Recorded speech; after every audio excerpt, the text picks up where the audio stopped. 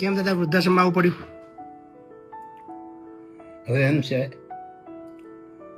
કે છોકરાઓ કોઈ રાખતા નથી. કેટલા છોકરા તમારે? 4. 4 છોકરાઓ છે. તમે 4 છોકરાઓ મોટા કર્યા? 4 ભેગા થઈને તમને એકને રાખી શકતા નહીં? ના, કંઈક 2 મહિના રાખે કંઈક, અને કાંઈક ને કાંઈક એવું રચના રચે કે મને નીકળવું જ પડે. કંઈ ને કંઈક એવું કરે એટલે તમારે ઘર છોડવું જ પડે? નીકળવું જ પડે. હા, વારાફરતી એકબીજાના ઘરે જાઓ છો?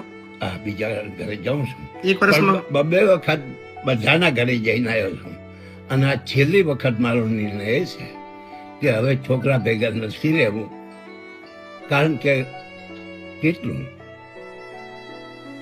છોકરાના અને બૈરાના એ આપસમાં એમના જે પ્રશ્નો છે એ નહીં, અને એમનો પ્રશ્ન છે એ મારા ઉપર લાવીને કે તમે જતા રહો. આજે છેલ્લો આજે હું આવ્યો એ મારા છેલ્લા છોકરાએ, જેનું નામ છગન છે, એને એમ કીધું કે અત્યારે ને અત્યારે નીકળી જાઓ, નહીં તો આમ તો આજ મારો ઉપાડીને કીધું કે મારી નાખીશ, અને જો તમે નહીં જાઓ તો હું સરગીને મરી જઈશ. બસ મારે આ ઘર.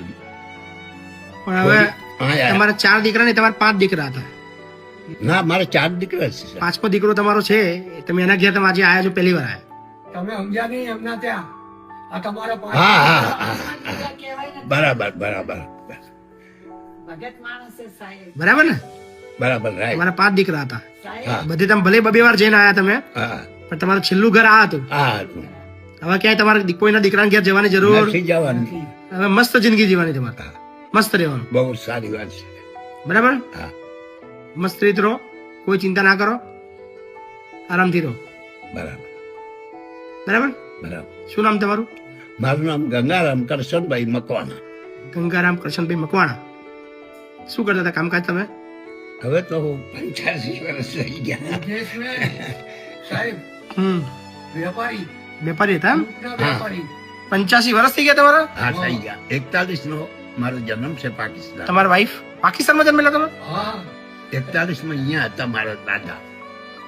પાકિસ્તાનમાં જન્મેલા? હા. લાહોરમાં હા, કે ઇસ્લામાબાદ? ક્યાં હતા? ના સિંધ હૈદરાબાદ સિંધ હૈદરાબાદ. હૈદરાબાદ. તે વખતે મારી ઉંમર બહુ નાની હતી. Okay okay okay.